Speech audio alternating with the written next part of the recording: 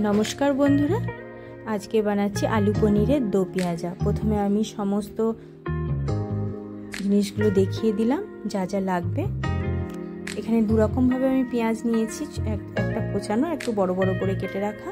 এদিকে আমি দই নিয়ে নিয়েছি আর নিয়েছি হাফ চামচ ধনে গুঁড়ো, জিরে গুঁড়ো, কাশ্মীরি লঙ্কার গুঁড়ো আর কসুরি মেথির সঙ্গে একসাথে পনিরগুলোকে এই রকম কেটে রাখা পনিরগুলোকে মাখিয়ে নিলাম এবং তেলে ভেজে নিলাম অল্প করে।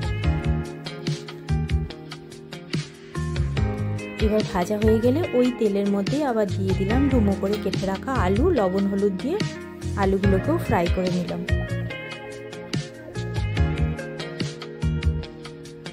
এবার আলু ফ্রাই হয়ে গেলে আমি এগুলোকে উঠিয়ে রাখলাম। বন্ধুরা পুরো ভিডিওটা দেখার অনুরোধ রইল সকলের কাছে।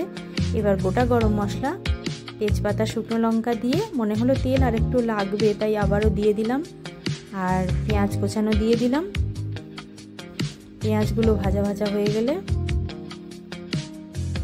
এর মধ্যে হাফ চামচ জিরে গুঁড়ো, ধনে গুঁড়ো হাফ চামচ, 3টে পেস্ট কাঁচা লঙ্কার, রসুন বাটা, আদা বাটা সব দিয়ে ভালো করে মশলাটাকে কষিয়ে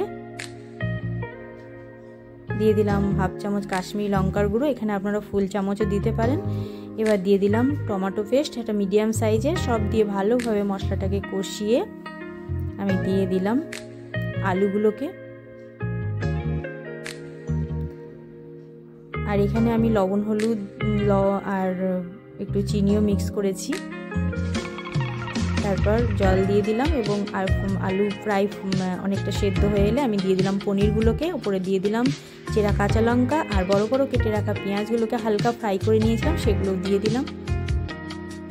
লবণটাকে আর একটু টেস্ট করে দেখে নিলাম আর একটু দিয়ে দিলাম। এবার আমার প্রায় হয়ে গেছে, আমি দিয়ে দিলাম উপরে কসুরি মেথি। অসাধারণ বন্ধুরা, আশা করি আপনাদের খুব ভালো লাগবে। ভালো লাগলে অবশ্যই আমাকে কমেন্ট বক্সে জানাবেন কেমন লাগলো। ধন্যবাদ সকলকে পুরো ভিডিওটা ধৈর্য ধরে দেখার জন্য।